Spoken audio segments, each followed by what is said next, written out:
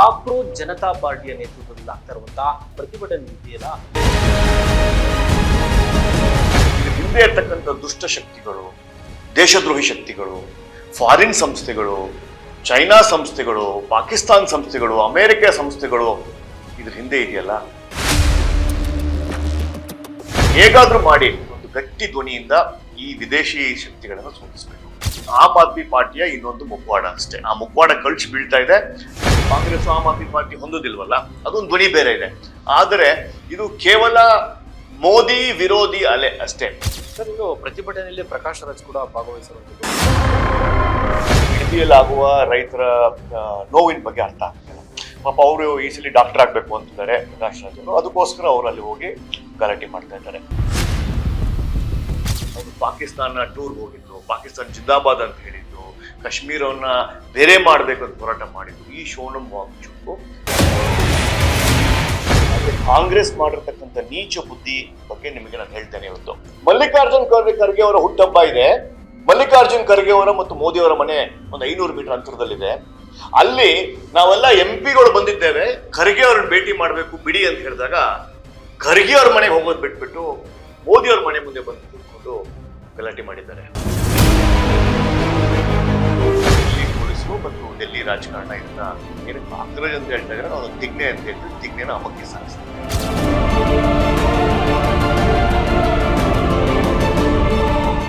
ಸ್ನೇಹಿತರೆ ನಮಸ್ತೆ. ಈ ಸಂಜೆ ನ್ಯೂಸ್ನ ಇವತ್ತಿನ ವಿಶೇಷ ಕಾರ್ಯಕ್ರಮಕ್ಕೆ ಸ್ವಾಗತ. ನಾನು ಭಾಸ್ಕರ್ ತೋಟಗೆರೆ. ಜಂತರ್ ಮಂತರ್, ದೆಹಲಿಯ ಜಂತರ್ ಮಂತರ್ ನಲ್ಲಿ ಕಾಕ್ರೋಚ್ ಜನತಾ ಪಾರ್ಟಿಯ ನೇತೃತ್ವದಲ್ಲಿ ಆಗ್ತಾ ಇರುವಂತಹ ಆ ಒಂದು ಅವಾಂತರ ಇದೆಯಲ್ಲ, ಪ್ರತಿಭಟನೆ ಇದೆಯಲ್ಲ, ಪ್ರತಿಭಟನೆಯ ಸ್ವರೂಪವೇ ಬದಲಾಗ್ತಾ ಇರುವಂತದ್ದು. ಈ ಕುರಿತು ಮಾತನಾಡೋದಕ್ಕೆ ನಮ್ಮೊಂದಿಗೆ ಶ್ರೀಯುತರಾದಂತಹ ಪ್ರಶಾಂತ್ ಸಂಬರ್ಗಿ ಸರ್ ಇದ್ದಾರೆ. ಮಾತನಾಡಿಸ್ತಾ ಹೋಗೋಣ. ಸರ್ ನಮಸ್ತೆ, ತಮಗೆ ಕಾರ್ಯಕ್ರಮಕ್ಕೆ ಸ್ವಾಗತ.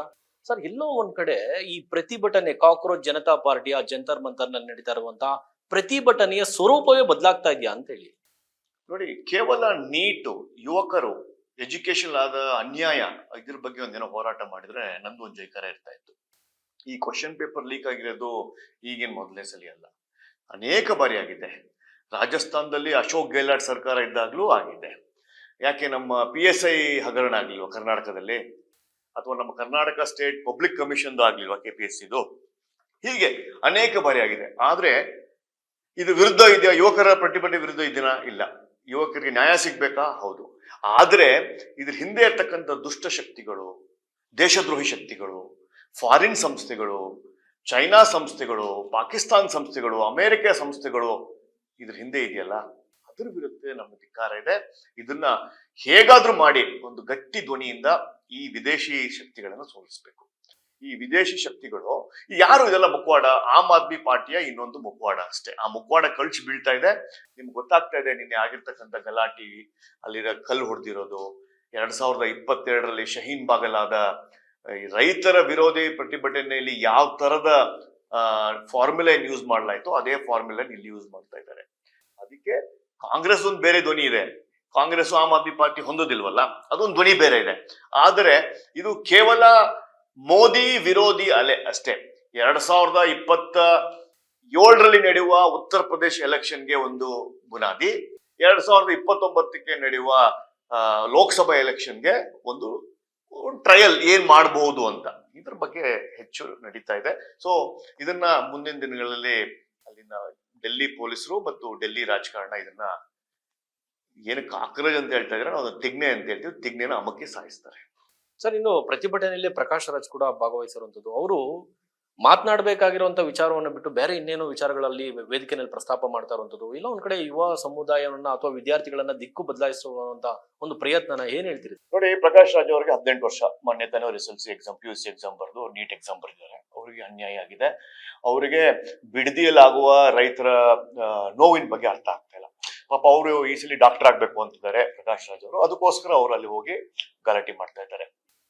ಪ್ರಕಾಶ್ ರಾಜ್ ಅವರಿಗೆ ನಾನು ಹೇಳ್ಬೇಕಾಗಿರೋದು, ಈ ಸೋನಂ ವಾಂಗ್ಚುಕ್, ಸೋನಂ ಚುಕುಬುಕು ಅಂತ ಕರಿತಿರೋ, ಏನ್ ಕರಿತಿರೋ ನನ್ಗೆ ಗೊತ್ತಿಲ್ಲ. 2007ರಲ್ಲೇ UPA ಸರ್ಕಾರ ಇರ್ಬೇಕಾದ್ರೆ ನೀನ್ ಮಾಡುವ ಅನೈತಿಕ ವ್ಯವಹಾರಕ್ಕೆ ಫಾರಿನ್ ಮಿನಿಸ್ಟ್ರಿ ಮತ್ತು ಹೋಮ್ ಮಿನಿಸ್ಟ್ರಿ ಅವರು ಒಂದು ನೋಟಿಸ್ ಕಳಿಸಿದ್ದಾರೆ. ನಿನಗೆ ಬರುವ ದೇಣಿಗೆ ಬಗ್ಗೆ ನೋಟಿಸ್ ಕಳಿಸಿದ್ದಾರೆ. ನಿನಗೆ ಬರುವ ದುಡ್ಡಿನ ಬಗ್ಗೆ ನೋಟಿಸ್ ಕಳಿಸಿದ್ದಾರೆ. ಬಿಜೆಪಿ ಸರ್ಕಾರ ಅಲ್ಲ, UPA ಇದ್ದ ಕಾಂಗ್ರೆಸ್ ಸರ್ಕಾರ ಅವರಿಗೆ 2007ರಲ್ಲಿ ನೋಟಿಸ್ ಕಳಿಸಿದ್ದು.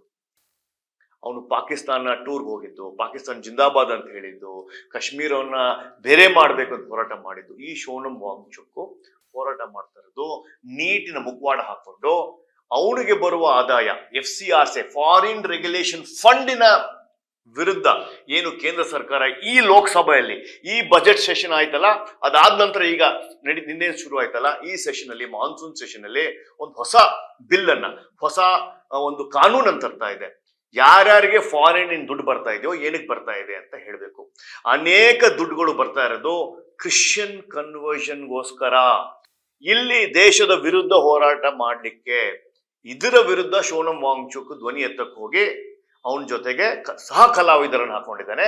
ಆ ಸಹ ಕಲಾವಿದರೆ 18 ವರ್ಷದ ಯುವಕ ತರುಣ, ನೀಟ್ ಎಕ್ಸಾಮ್ ಅಲ್ಲಿ ಫೇಲ್ ಆಗಿ ಇನ್ನೊಂದ್ಸಲಿ ಕೇಂದ್ರ ಸರ್ಕಾರದ ವಿರುದ್ಧ ತೊಡೆ ತಟ್ಟಿರ್ತಕ್ಕಂಥ ಹೊಸ PUC ಪದವೀಧರ ಪ್ರಕಾಶ್ ರಾಜ್. ಸರ್, ಇನ್ನು ಕಾಕ್ರೋಚ್ ಜನತಾ ಪಾರ್ಟಿಯ ಸಂಸ್ಥಾಪಕ ಅಭಿಜಿತ್ ದಿಪ್ಕೆ ಬಗ್ಗೆ ನಿಮ್ಮ ಅಭಿಪ್ರಾಯ ಏನು ಸರ್? ಏನು ಉದ್ದೇಶ, ಆತನ ಉದ್ದೇಶ ಏನಿರ್ಬೋದು? ಅಭಿಜಿತ್ ದಿಪ್ಕೆ ಜಾತಕನ ಅನೇಕ ಮಾಧ್ಯಮಗಳು ಅವನು ಅಮೆರಿಕದಲ್ಲಿ ಇದ್ದಾಗ್ಲೇನೆ ಅದನ್ನ ಬಹಿರಂಗಪಡಿಸ್ತು, ಅವನನ್ನ ಬತ್ಲೆ ಮಾಡ್ತು.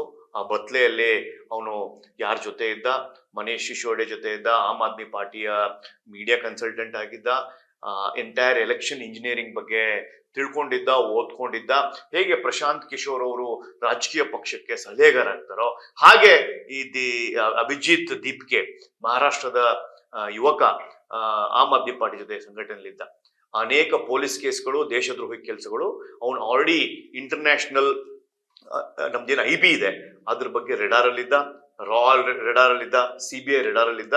ಏನು ಈತನ ಹೆಸರು ಕೇಂದ್ರ ಸರ್ಕಾರದ ಏನ್ ಇಂಟೆಲಿಜೆನ್ಸ್ ಇದೆ ಅವ್ರಿಗೇನು ಹೊಸದೇನಲ್ಲ ಇದು. ಈತನ ಬಗ್ಗೆ ಸಾಕಷ್ಟು ವಿಷಯ, ಅವನ ಜಾತಕ, ಅವನ ಹಾಕುವ ಬಟ್ಟೆ, ತಿನ್ನುವ ತಿಂಡಿ, ಯಾರ ಜೊತೆ ಮಾತಾಡ್ತಾನೆ, ಎಲ್ಲಿ ಹೋಗ್ತಾನೆ, ಯಾರು ಫಂಡಿಂಗ್ ಕೊಡ್ತಾರೆ ಅನ್ನೋದು ಕಂಪ್ಲೀಟ್ ಜಾತಕ ಬೆತ್ತಲೆ ಮಾಡಿದ್ರು ಅಂತ ಹೇಳಿದ್ರಲ್ಲ.